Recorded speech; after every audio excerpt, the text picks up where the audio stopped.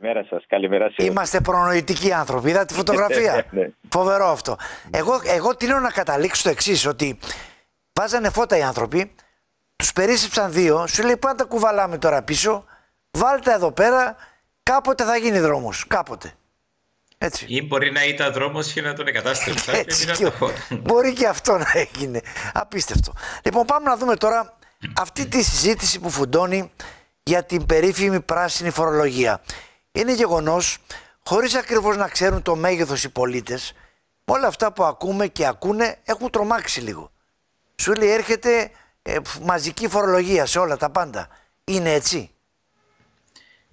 Κοιτάξτε, πρώτα να σας πω ότι εγώ δεν κατάλαβα γιατί η κυβέρνηση την ονόμασε τότε πράσινη φορολογία. Μάλιστα.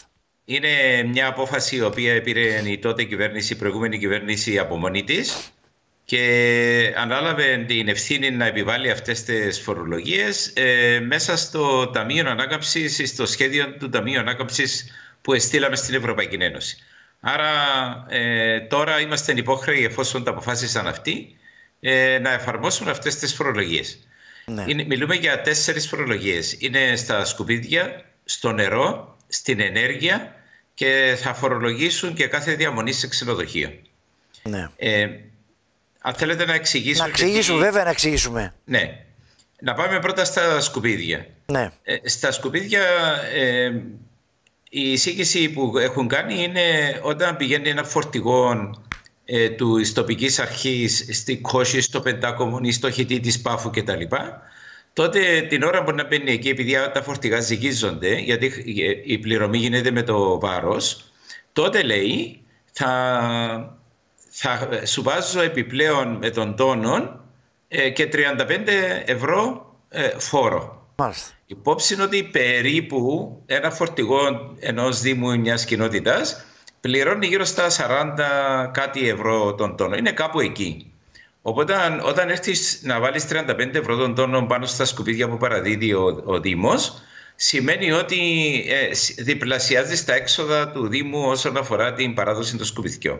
Και τούτα τα έξοδα ο Δήμος πρέπει να τα βάλει πάνω στο δημότη. Άρα... Μισό λεπτό κύριε Δεπέμπτου. Και αυτό το πρόγραμμα που λέγανε θα πληρώνουμε όσο πετάμε, αυτά το ωραία. Ακριβώς. Αυτά τι γίνεται τώρα? Ακριβώς. Τη στιγμή μάλιστα που προωθούσαμε το πληρώνω όσο πετώ, το οποίο θα λέμε του κόσμου, ξέρεις, άμα μου χωρίζεις τα αποφάγια, μου κάνεις ανακύκλωση, η αμοιβή που θα έχεις θα είναι ότι θα σου μειώσω τη χρέωση, το κόστος της διαχείρισης των σκουπιδιών. Δηλαδή θα έχεις πλεονέκτημα και το ευχαριστώ που μας κάνεις ανακύκλωση και διαχωρισμό. Μάλιστα. Και ερχόμαστε τώρα να βάλουμε τη φορολογία για να το κάνουμε ακόμα πιο δύσκολο να προχωρήσουμε με το πληρώνω όσον πετώ. Χρονικά είναι λάθος, αλλά επίσης και το ποσό το οποίο επέλεξαν να βάλουν είναι τεράστιο. Και να πω και κάτι άλλο.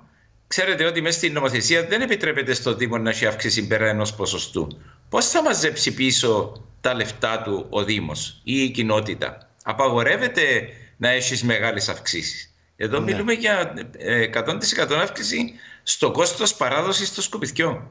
Ένας φίλος, αγαπητέ μου κύριε Θεοπέμπτου, λέει το εξής. Γιατί λοιπόν να κάνω ανακύκλωση αφού θα πληρώσω περισσότερα? Ναι, εντάξει.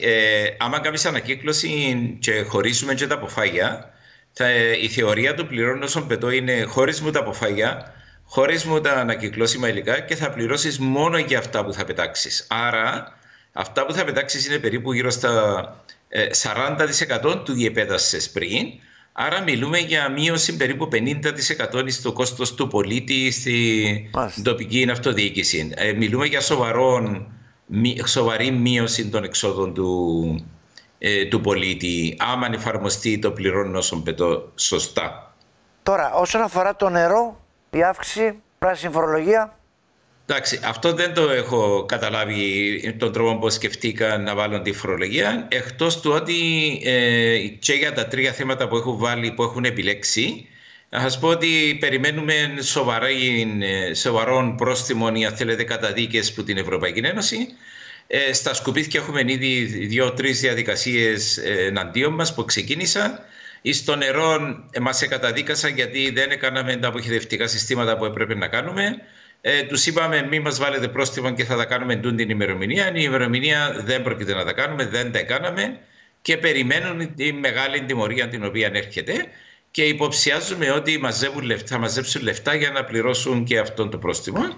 Και το ίδιο ισχύει και για τη φορολογία στην πεζίνη, η οποία είναι εντελώς αστοχή, γιατί η φορολογία στα καύσιμα υποψιάζουμε ότι την έβαλα γιατί δοκίμασαν και κάτι άλλο να κάνουν στη Βουλή και το αντιληφθήκαμε και τους εμποδίσαμε. Είχαμε στόχο το 2020 το 10% της ενέργειας ή στις μεταφορές να είναι από ανανεώσιμες πηγές ενέργειας. Εμείς φτάσαμε περίπου στο μισό. Άρα έπρεπε το υπόλοιπο να πηγαίνουν να αγοράζουν δικαιώματα εκπομπών όπως κάνει και η ΑΕΚ.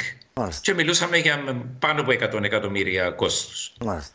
Άρα ψάχναν να βρουν τα λεφτά και μάλιστα ήρθαν και βάλαμε μας μια πρόταση να κάνουμε φορολογία στα καύσιμα για να βοηθούμε τον κόσμο και να επιστρέφουμε τα λεφτά και σταματήσαμε το γιατί βασικά ήταν ένας έξυπνος τρόπος να βρουν τα λεφτά. Εν τω μεταξύ, επειδή πολλές χώρες στην Ευρώπη χάσαν τον στόχο, αλλά κυρίως επειδή η Ευρωπαϊκή Ένωση αποφάσισε να μεταφέρει το σύστημα που κάνουν οι μεγάλες βιομηχανίες όπως η ΑΕΚ να πληρώνουν δικαιώματα εκπομπών, να το μεταφέρει και στο καύσιμα κίνησης και καύσιμα για θέρμανση, όχι μεγάλες βιομηχανικές μονάδες γιατί ήδη αυτές το κάνουν, αλλά για παράδειγμα σε ένα κτίριο που έχει το βραστήρα εκεί με το πετρέλαιο για τη θέρμανση, αποφάσισε να βάλει φορολογία εκεί. Οπότε δεν προχώρησε με τη φορολογία της ενέργειας όπως φοβάτουν η κυβέρνηση ότι θα γίνει, αλλά μας έμεινε το σύστημα της φορολογίας μέσα στο Ταμείο Ανάκαμψης. Να εξηγήσω ότι αύριο, για παράδειγμα, στην Επιτροπή Περιβάλλοντος έχουμε αυτό το σύστημα το οποίο θα μπει, που ονομάζεται Εμπορία Ρήπων 2, όποιος θέλει να το ψάξει είναι Emissions Trading Scheme 2, και στο οποίο λέει ότι όποιος φέρνει καύσιμα στην Κύπρο, τα οποία είναι καύσιμα κίνησης και καύσιμα θέρμανσης, τότε θα πρέπει να πληρώνει μια φορολογία.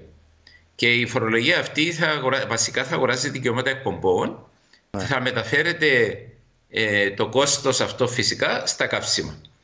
Και φυσικά γίνεται αυτό γιατί μας βοήθησε η Ευρωπαϊκή Ένωση και όπως ξέρετε έχουμε πάρα πολλά καλές συγκοινωνίες, δεν χρειαζόμαστε αυτοκίνητα. Αυτοκίνητα δεν κάνουμε αυτοκίνητα. Ναι, έχουμε αναβαθμίσει ενεργειακά όλα μας τα κτίρια. Επομένως, αυτοί που επιμένουν να μην μπαίνουν στο λεωφορείο και αυτοί που επιμένουν να μην διορθώνουν το κτίριο τους, ήρθε η ώρα να πληρώσουν. Μάλιστα. Και αυτό σημαίνει να πληρώσει όλη η Κύπρος. Να ρωτήσω κάτι, κύριε Θεοπέμπτου. Είναι ευρωπαϊκή οδηγία αυτό. Μπορούμε να την αποφύγουμε? Δηλαδή, γιατί άκουσα το ΑΚΕΛ που λέει καλεί την κυβέρνηση να μην εφαρμόσει την πράσινη φορολογία. Μπορούμε να το αποφύγουμε? Μπορούμε να το αποφύγουμε.